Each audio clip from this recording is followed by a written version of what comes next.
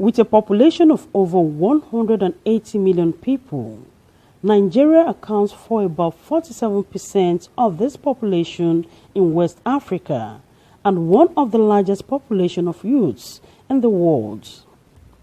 The issue of unemployment is quite worrisome, as it increased from 18.1% in the third quarter of 2017 to 23.1% in 2018. More worrisome is rising youth unemployment, reaching an all-time high of 38% in the second quarter of 2018, from an all-time low of 11.7% in the fourth quarter of 2014. Okay, I'm a graduate of physics electronics. Basically, 2.5 years, I was job hunting.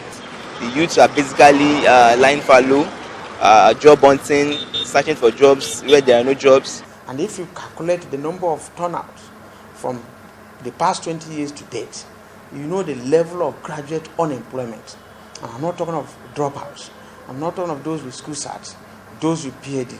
Now, if you move further, if Nigeria was employing or they had 10 million workers before now, about 5 million has been evacuated. And despite claims by the Buhari administration that it has created 7 million jobs so far, many youths still roam the streets in search of jobs. Behind me are youths who reside in Sango Ota area, Ogun State.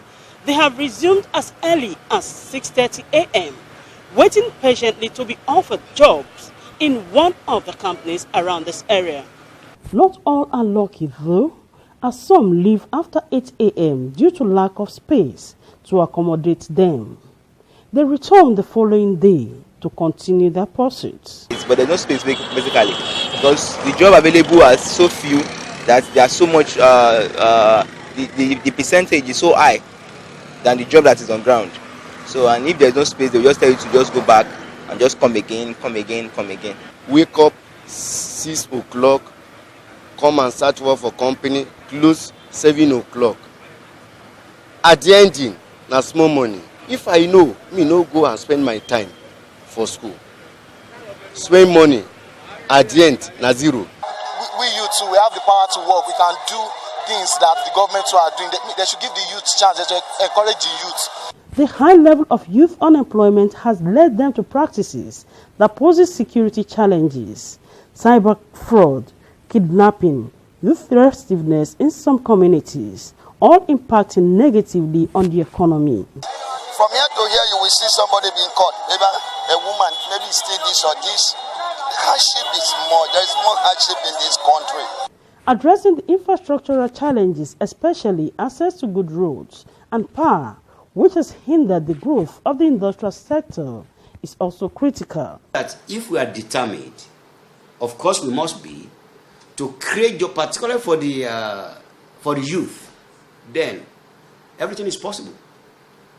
But it means that we will need a more robust interrogation of how we handle our finances. We must have to be on the same page regarding our fight against corruption.